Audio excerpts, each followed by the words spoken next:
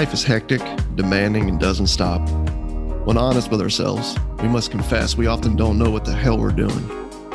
The Larkcast is an ongoing conversation about the inclusive and mischievous nature of God's presence through the lens of all the things that make up this phenomenon we refer to as life.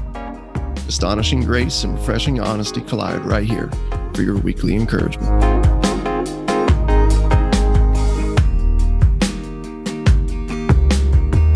Welcome back to the Larkcast. My name's Tony, and with me is Russ. Yes. Hello, Russ. What's up, my friend? How's it You going, doing? man?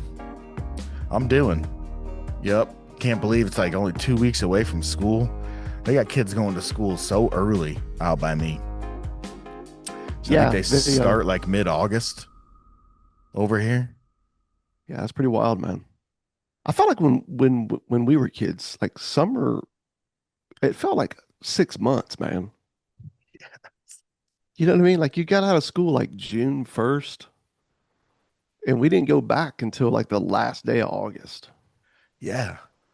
Dude, especially And around like junior high, kids would grow like mustaches over the summer, dude. That's how long summer was, Yes. you know? Oh man, that was like, yeah, that is funny when you think about it. Like you look at some of these old pictures, like my kids look at my yearbooks, are like, who are these 30-year-old men that you went to high school with, Dad? Yeah, people would come back to school with like all new backstories. Like Yeah. they were different Beards. people. Yeah. Yeah, man. Fun. Craziness. But yes, summer is ending. In fact, when we get off this call, dude, I got some people, man, we've been hanging with and some good news conversations. And long story short, me and Kristen and Little Man, dude, are heading to the Keys. Heading to the Keys with them for a few days. And The I'm gonna be Keys are swimming around, dude. the Florida Keys. Florida Keys, man.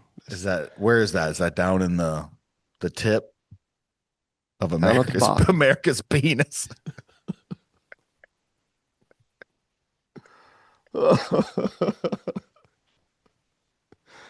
Oh man.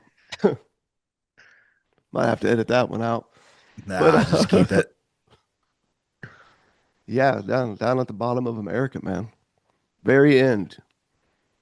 Where back where Hemingway and Jimmy Buffett hung out, dude. Made it Nice. famous back in the Are the Keys 70s. then like islands off of? Yeah, Keys Okay. are islands. There's a bunch of them, dude. They just go down to Miami and just keep going down to the bottom, and then you'll just drive through a key and drive over a bridge over the water to the next key, and then the next one, and then the next one. And I was wondering if you had to take a boat or if there was a bridge. yeah, they built a bridge, really cool 7 mile bridge between one of them. Kind of kind of cool, man. When you're out, like you're on a bridge where there's just nothing but water all around you. Like you can't see land when you get out in the middle of it. That's wild. Yeah, I love it. Yeah, I I often love it. wondered, like, they're like, hey, there's an island out there. And they just build like this 7 mile bridge, hoping that this thing's still gonna be like, Still there. standing, in 10 years or whatever. I'm just like, yeah, I Yeah, don't man. know. Smarter people than me had to have like figured that out. Yeah. I think they got. I think they might have a little one up on you and I. Still, That but always just seems so risky to me. yeah, yeah. It's great though. We're gonna catch some fish, go lobstering. So swim down to the bottom, man, and wish me luck. Got to catch them by hand. So, but hopefully be catching some lobsters, man, and not get eaten. That's sweet. I like that. Yeah. Yeah, Summer, man. It's I've not summer. been doing anything fun like that. I just moved offices, which is why my background looks the way it looks right now. And it's a much bigger space. So the long and short of it, or the short of it, I should say, is I have Facebook marketplace fatigue and I haven't taken a weekend off in a few. So I've just been trying to get this thing dialed in. But Just you know grinding, how it man. goes, man. When stuff comes up, you just got to do it. Yeah. That's kind of the mode I'm in. Yeah, man. It's needed. It's needed, right? Seasons, trends. Just kidding. Seasons. But the word seasons made me think about trends because that has been something I have been thinking about lately. Trends, Trends. Yeah. like fashion Conversations. trends, That would be more fun than the conversational trends I've been a part of music recently. trends. That also would be would Country's would, a would music be trend right now. it is. It's weird, man. I think it's weird because I mean, I'm gonna probably get called out by some over this, but I'm Well, like, this isn't this doesn't sound like country music. It sounds like the same thing on this other radio station. They just added a fake accent to it. And we got to add a level of pop to it to make yeah, it digestible, which to me is like not always, that bad of a thing, but your purist, you know, the purists in whatever yeah, genre camp you're in, they don't like when pop gets added to it or when an artist goes and, tries to make music, yeah, that's going to get picked up and featured. You start getting called a sellout and, yeah. you know, I think it's cool, like everybody, having fun and getting creative. I just wish they'd leave it in like make another category or, leave it in the pop category it's in. yeah. And So I guess the sad part for me is all the other artists out there that are making good music that, of that genre get well, they don't get, the airplay, man, right? Like everything kind of goes silent for them sure. because it gets crowded by something else. And it's like, damn, dude. I guess the moral of the story is like things get popular, right? Trends happen, and then other things, right, kind of get lost in the shuffle. And anyways, to to make a long story short, that's and a lot of the like recent talk about grace, right? About like what it actually is. Um, when when you let grace mean what Jesus meant, right? When you see the Father not through the lens of like religion or your backstory or what you've known in the name of Father, um, but when you let Jesus define, right, like who the Father is, Hmm. when you out of that let see faith for what it actually is, trust, right, in who He is for us, Yeah. um, not a life of trying to become something for Him. It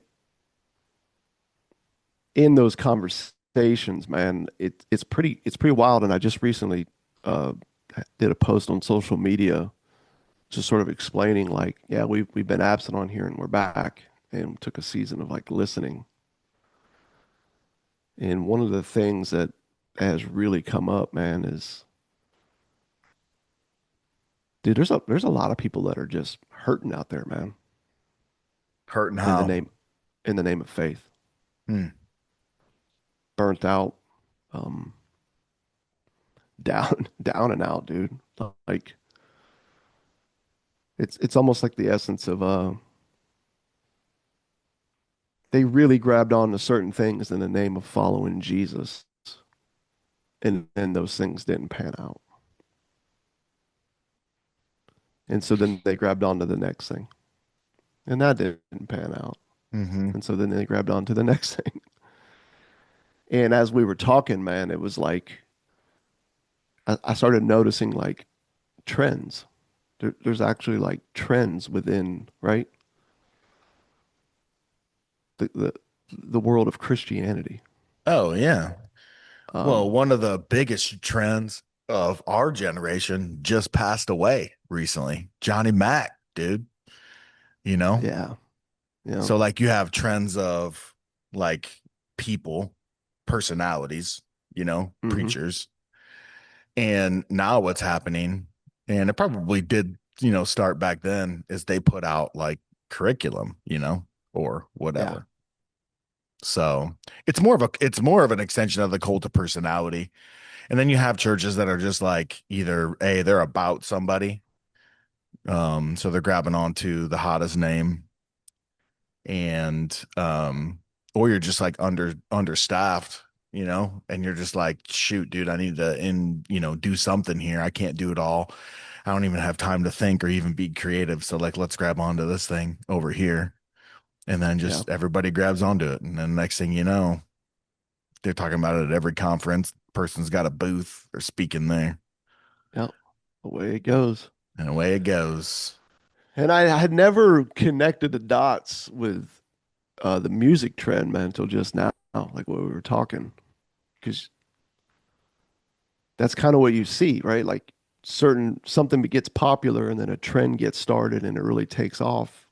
And it's sort of it becomes the noise, right? Everywhere you go. And in the process, other things of value, or in, let me just be honest, in some of these cases, the actual things of value versus what's the popular trend, it gets buried, man. Gets hard to find. And as I've listened to people, man, and heard their stories and sort of like heard the ache behind, right? The longing, they're almost like a little fatigued. It's probably a way to put it. Just it's like every 5 years, man, it was, something else. And then the next 5 years it's something else. And here I am going, I don't want to let go of Jesus. I really do believe there's something here I can't shake, Sure. but I don't know what to do with it, man, or like where to go. Yeah. And Well, you yeah, just get fatigued, you know. uh, Um, Creatively, it's just boring. It's just the same old stuff. And you got like, yeah, it's it does boring. get boring. And then you're always working on yourself. Yeah.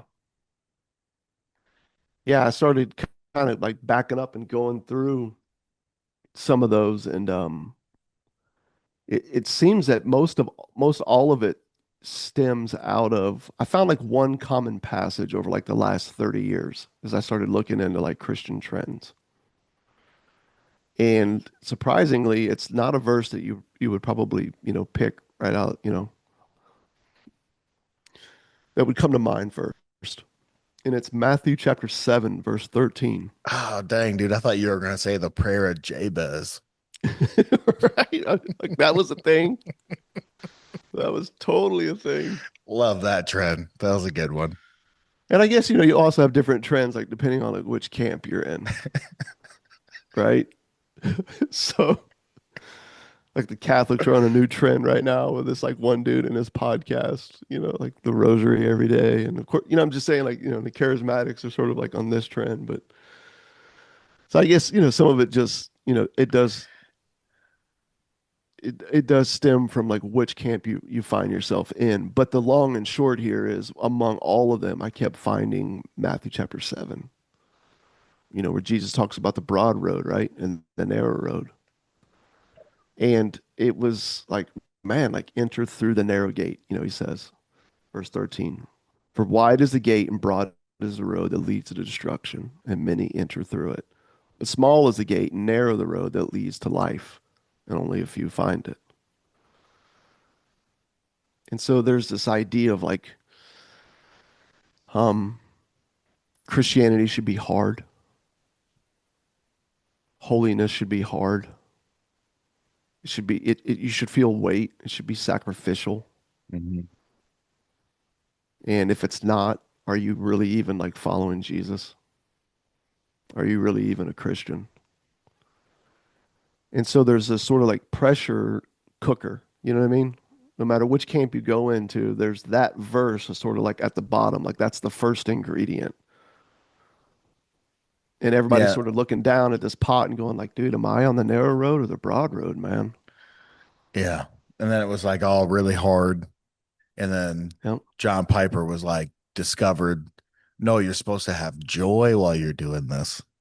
Yeah. So then it was like Christian hedonism, Yep. and all that. Which It's like, no, ironically this was like sucks. completely joyless. Like, it was a never That's ending. where John MacArthur just like completely lost his whole audience because they're like, this guy smiles over here. Yeah. This guy's got a smile on his face, and he's just as reformed. Yep. Yep. But he's also red faced and yelling at us in between the smiles. No, like we still like So, that. We still want to like, self-flagellation. We still want to get yelled at. yeah. Yeah, there is a weird connection between that and reformed theology camps, right? Like if I'm not getting yelled at and if I'm not feeling, guilt and shame, am I even a believer, man? Yeah. It's But it's a weird thing, dude.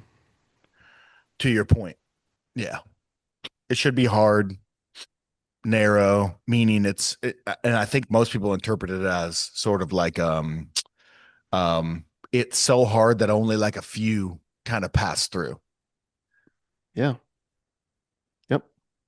That's where they run with it every time. But you go back to to those two verses and you're like, you're in the Sermon on the Mount. Like Jesus has one by one been undoing the whole religious paradigm, the whole idea of who God is, who we are, what the law exists for, Mm-hmm. right? Like he's just, we've said it a million times on here, but he's just like bringing a crisis of capacity to people who think the law is there to help them become something more. God is conditional, right? Um, our humanity is the problem. Uh, faith, right? The right faith is the solution, which must result in better behavior. The law is the guide that we need to get there. And so that's where we're just constantly coming at it from that same angle. And Jesus blows up all of it. So that's like the context that you're in when he brings up these words. And I think that gets lost. I think the context is missing, and thus, therefore, so is the clarity that we need on what he's actually saying here. Mm-hmm. He's not referring to the broad road, you know what I'm saying, as like the big bad world out there and all of its hedonistic practices. But those who really like believe and get it together, well, they're on the narrow road. It's like, no, that's not at all what he's saying. Yeah. It's he's actually talking to a religious crowd and saying, you in your religious pursuit to trying to become something in me and for me because you don't actually trust me. That's the broad road. And the word destruction there in the Greek, it's not even a reference to like hell the way we always turn it into. It's actually just the word just means lost, Yeah. right? You're going to actually miss out on the whole essence of life itself that I've given you if you keep trying to become something you already are in me. Mm-hmm. Yeah. It's like whenever like Jesus brings up like a path or a door or a gate or whatever, you Yeah. know, we tend to obviously we look at it through the lens of ourselves, how we are approaching and how we're doing in this thing called Christianity or faith or whatever. But Jesus means to just refer to himself. He is the door. Yes. He is the narrow gate. He is Yep. the way. He is, I'm going to make your path straight. Like it's more exclusive than even what you're saying it is. It just has nothing to do with you and has everything to do with him. Yeah. Yeah. It's like exclusive. It's like it's extremely exclusive in regards to who The object. the object. That's a great word. Yeah. Yep, I was looking for it. That's perfect. The It's focal point. Yep, is extremely exclusive. It's God Himself in flesh, the maker and sustainer of humanity, Yep. looking at humanity and saying, "There's no life apart from me, Yeah. the one who sustains your humanity." Yeah. Um, but then here's the wild part. It is inclusive beyond anything we can even begin to grasp Sure. in regards to nature, Sure. because He's talking about Himself, Hmm. singular, exclusive, for all of humanity, Yeah. inclusive. Right. Yeah, that's a great point, man. Like Him as the gate, right? What is that? First John, I think. Yeah. It's we did when we went through when we went through John Yeah, in the Larcast, because we went through John. yeah, We can go back up.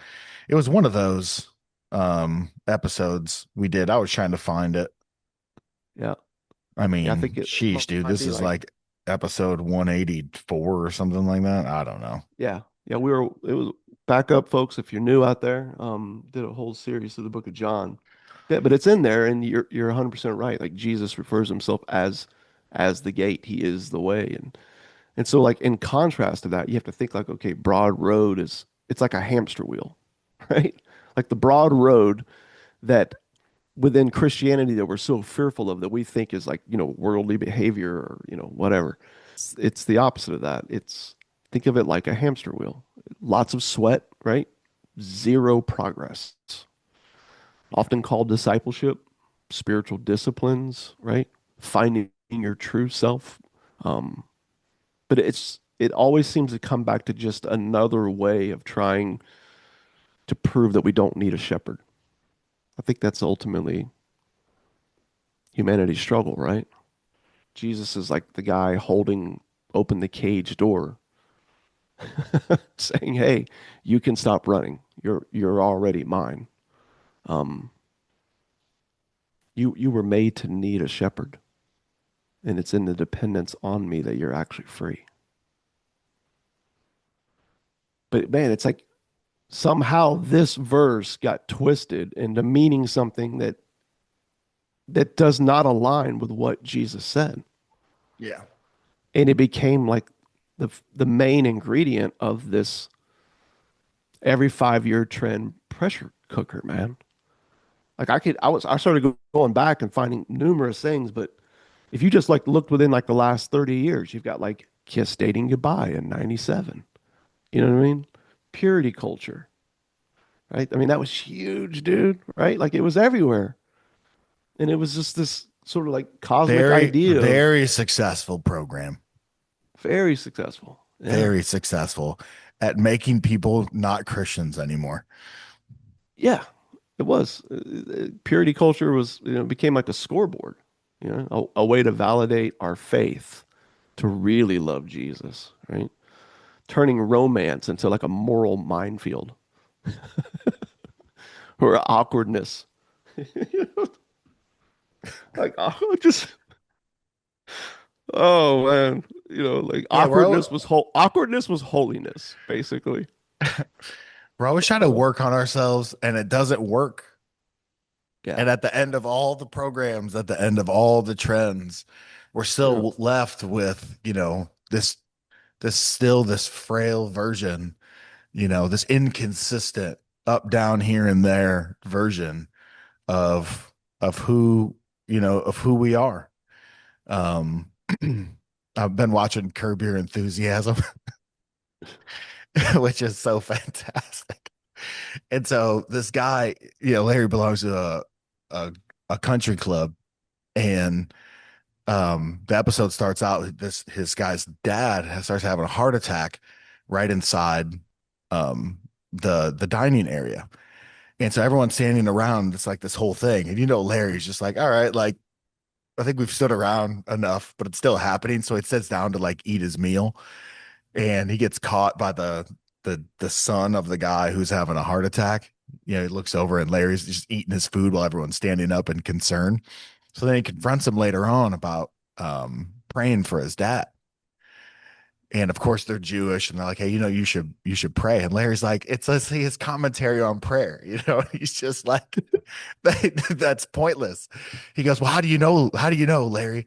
How do you know like your prayer isn't going to be the one? And Larry, like the way he explains it, I'm just like, yes, that makes so much sense. He's just like, God's up in heaven, like, oh, here's the son praying, and the son loves the dad. Like just not enough. Oh, Larry David now is praying too. Okay, now I'm going to go ahead and save the dad.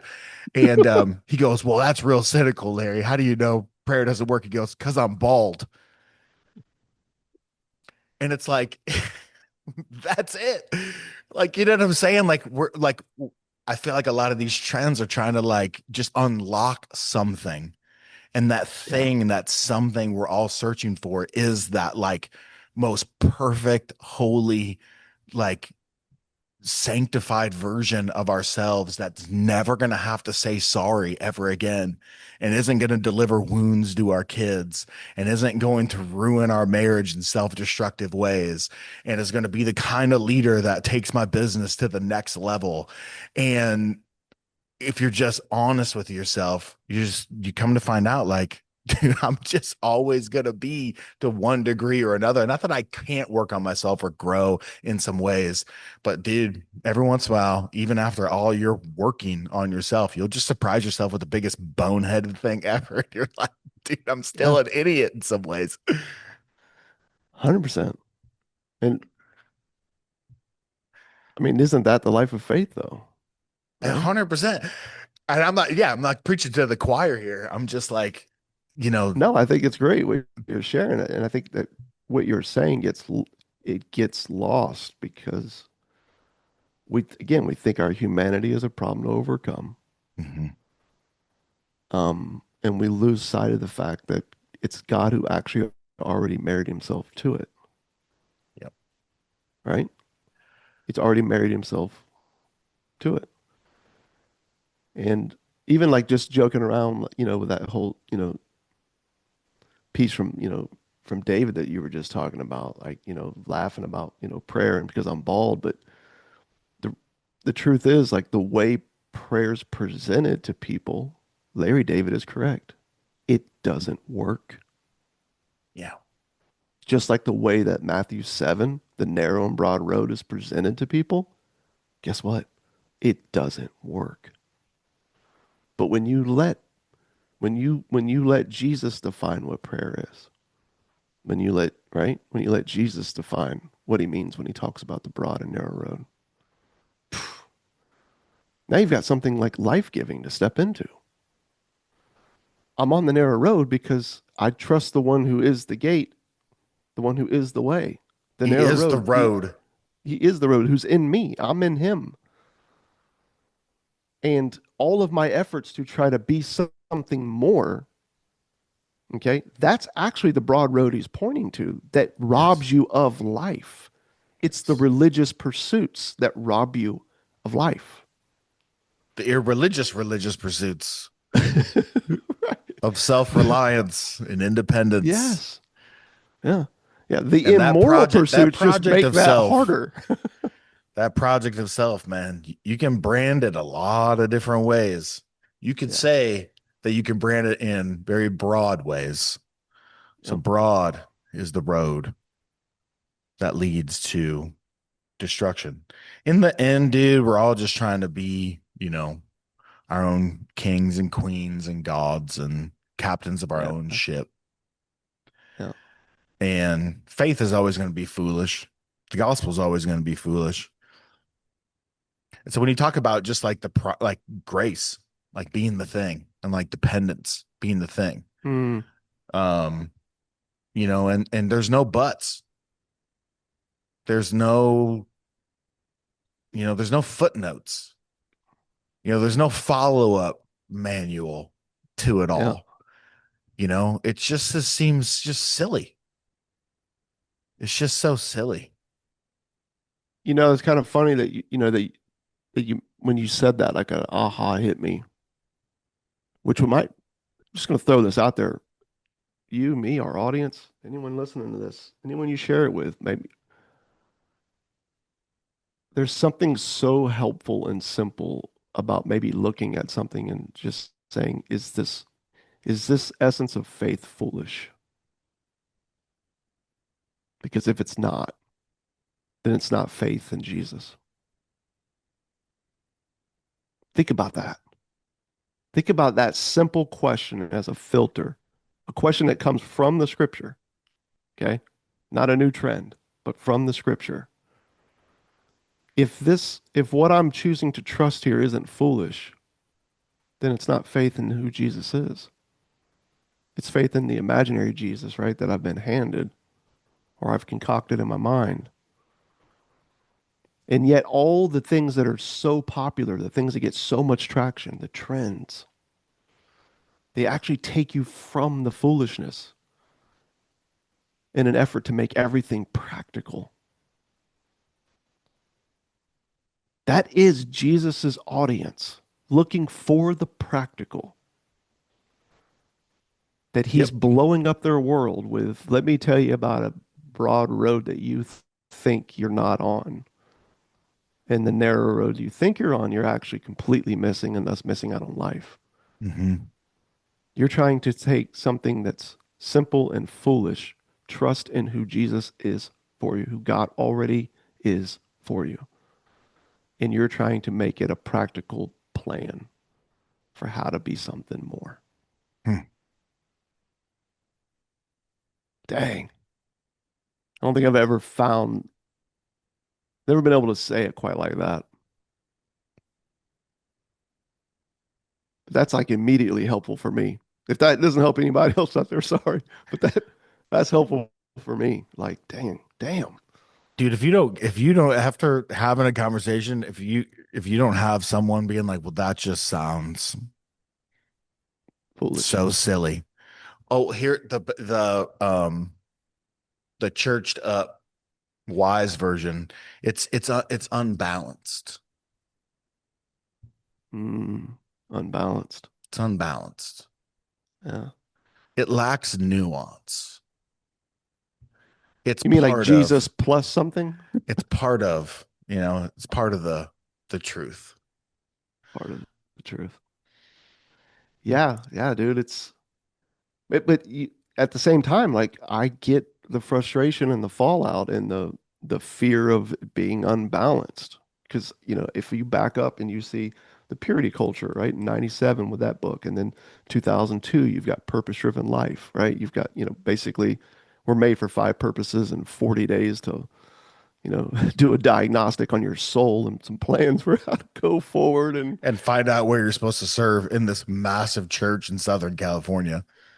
yeah. And then I mean, they illustrated the whole thing for church trainings that went out across the country through a baseball diamond. It's literally moving people like from, again, a, a bonk idea of sanctification. And I've been there. I read it. I preached it. I sold it. I trained people in it. And it's, again, the trend. 5 years later, you get crazy love, right? It's all about, our crazy love for him instead of the actual truth of like, no, the gospel is about his crazy love for us. That's the point. Then you get the 3DM missional movement stuff, right? 5 years later. And then you get dude, then you get the practicing the ways. You know what I'm saying? No, no, no. It's about spiritual practices. These are the ways that we need to do it. And dude, you get a 30-year framework of those things, 30 years, right? Span of those trends. You're going to wind up with a culture that looks at the foolishness of the cross and goes, yeah, that's just not balanced.